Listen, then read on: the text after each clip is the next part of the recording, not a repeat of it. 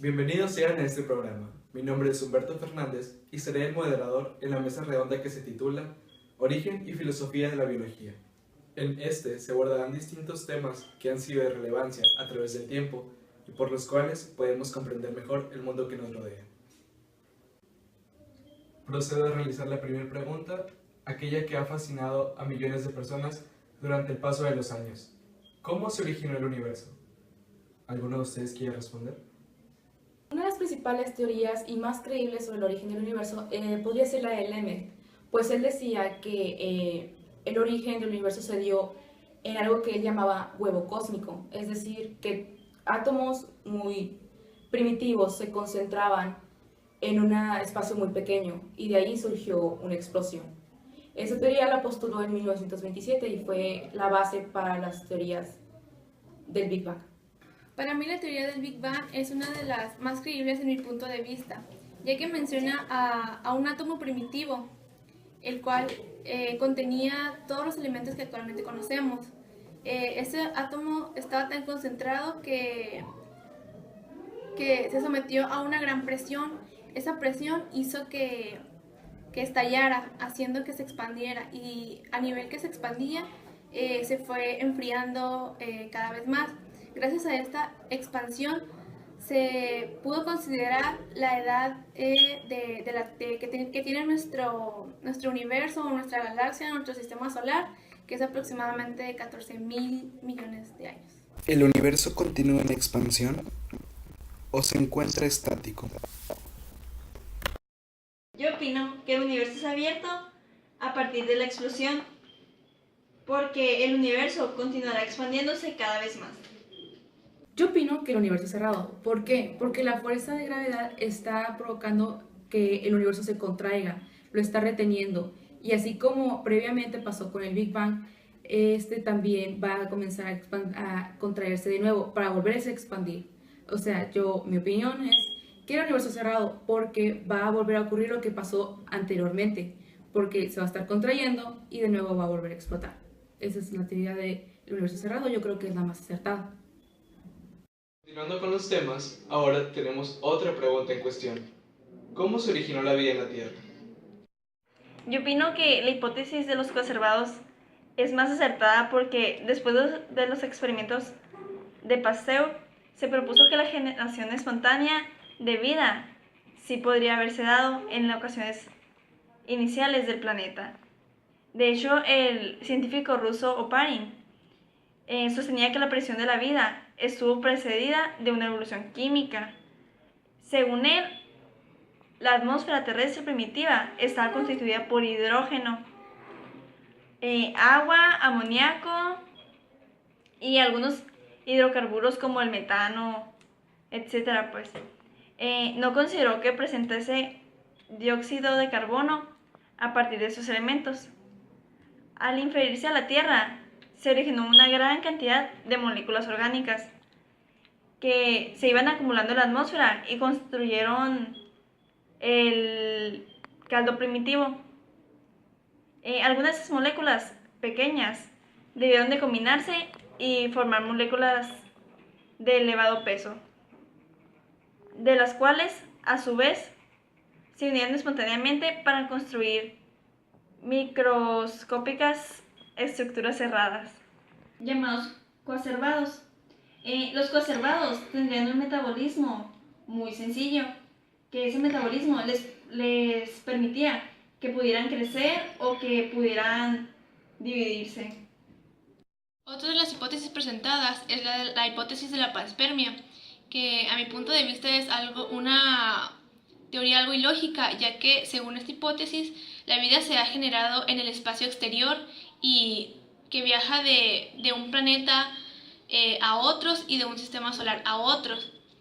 El filósofo griego Anaxágoras, que vivió en el siglo VI a.C., fue el primero en proponer el origen cósmico de la vida, pero fue realizado a partir del siglo XIX, cuando esta hipótesis cobró mayor popularidad y se fue hablando más de ella, debido a los análisis realizados a los meteoritos que demostraban la existencia de materia orgánica hidrocarburos, ácidos grasos, aminoácidos y ácidos nucleicos. Esta teoría postula que la vida es llevada al azar de un planeta a otro y de un sistema planetario a otro.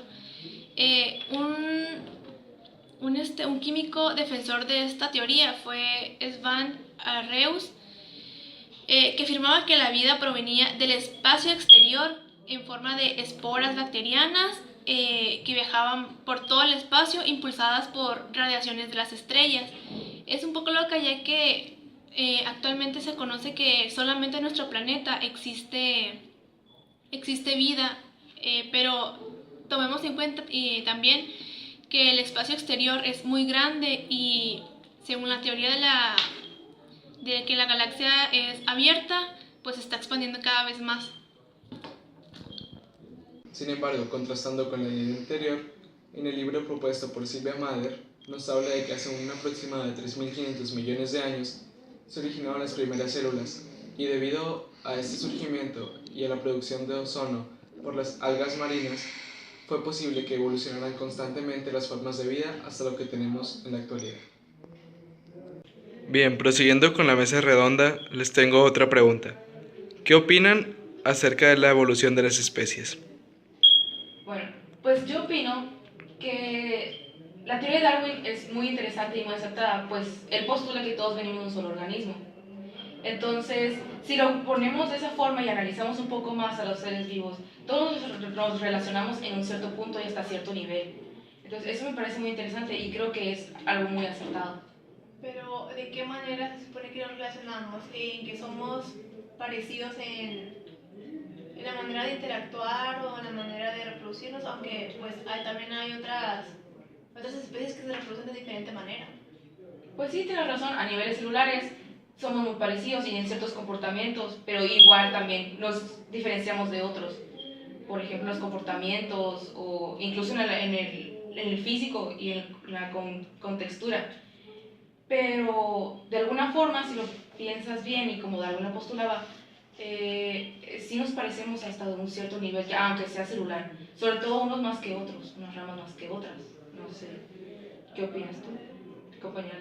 Yo opino que no necesariamente tiene que ser así, porque por ejemplo si nos metemos en la religión, pues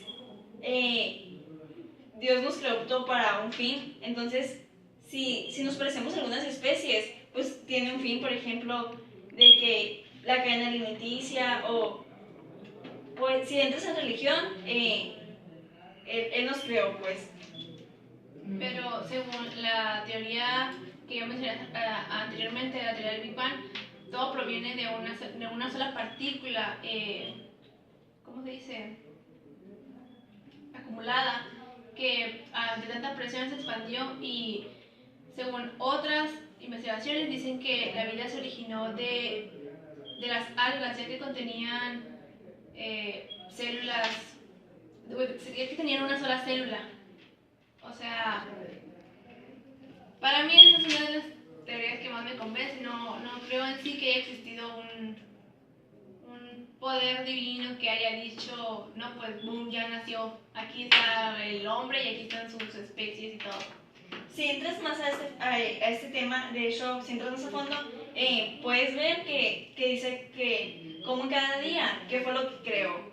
Entonces, ahí pues contradice la teoría que estás diciendo tú.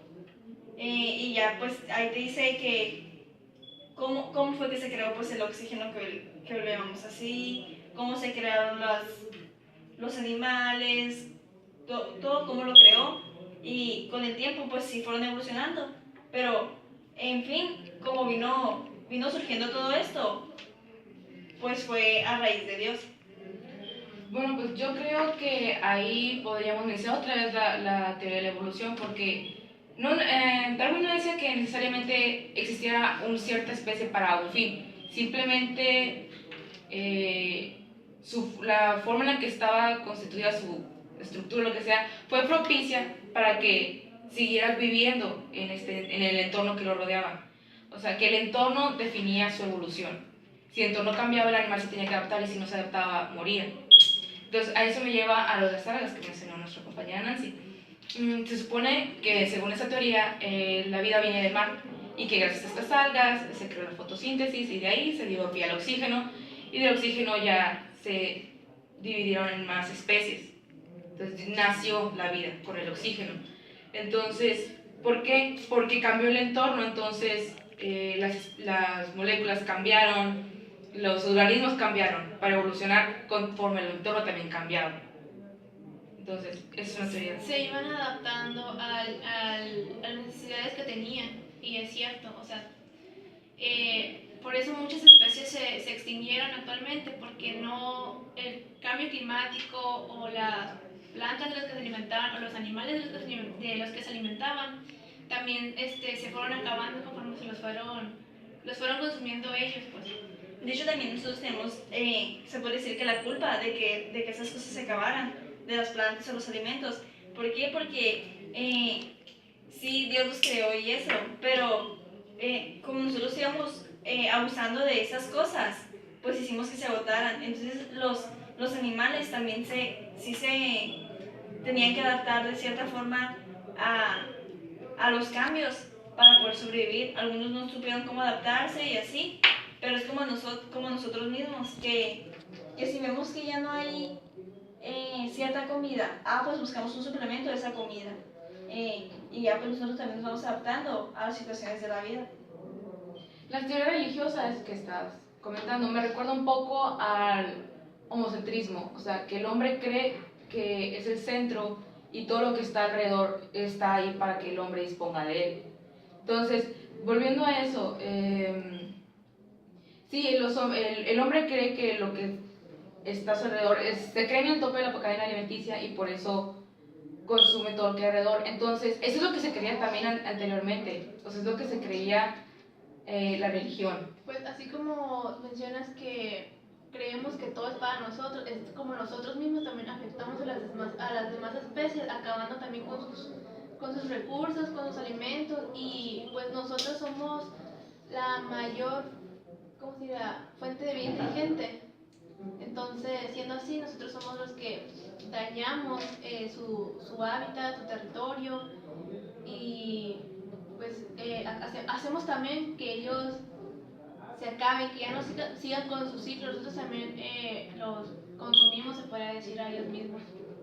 Sí, por eso ese pensamiento es el que se tenía desde incluso antes de Cristo, y después llegó la teoría religiosa, que todo está ahí para que nosotros lo dispongamos, y es un pensamiento que se ha quedado en el hombre. Entonces, por eso impedía que avanzara la ciencia, que avanzara las investigaciones, que las teorías se tomaran en serio. Aparte, no solo de la forma religiosa, sino también el miedo a las personas y la ignorancia a avanzar, a descubrir la verdad. Fue lo que también creo que el hombre se metía en esa mentalidad de que, no, pues, si está ahí es para que yo lo use, y no tiene una explicación de por qué está ahí o por qué se creó. De hecho, sí, por ejemplo, nosotros nos fijamos más en lo que decían de antes, pues. Entonces, como a nosotros se nos fue inculcando que fue la religión, entonces nosotros hacíamos que la demás gente no creyera en lo que sea un solo científico. Entonces nosotros hacíamos que su trabajo no fuera creíble. Entonces, sí fueron muchos de los obstáculos que tuvo la ciencia para evolucionar la creencia de la religión. A manera de conclusión de esta mesa redonda, puedo decir que la ciencia ha sido analizada desde distintos puntos de vista para comprender todos los hechos que nos rodean. Sin embargo, hay algo que surge que es un parteaguas entre los conocimientos anteriores y los que surgen después de este. Este es el método científico. A través de él podemos observar algún hecho, plantear alguna hipótesis, después experimentar y por último concluir sobre ello. De este modo hacemos que nuestros conocimientos sean más veraces y podemos contrastar aquellas opiniones que intenten opacar la ciencia, como sucedió en otras ocasiones al paso del tiempo.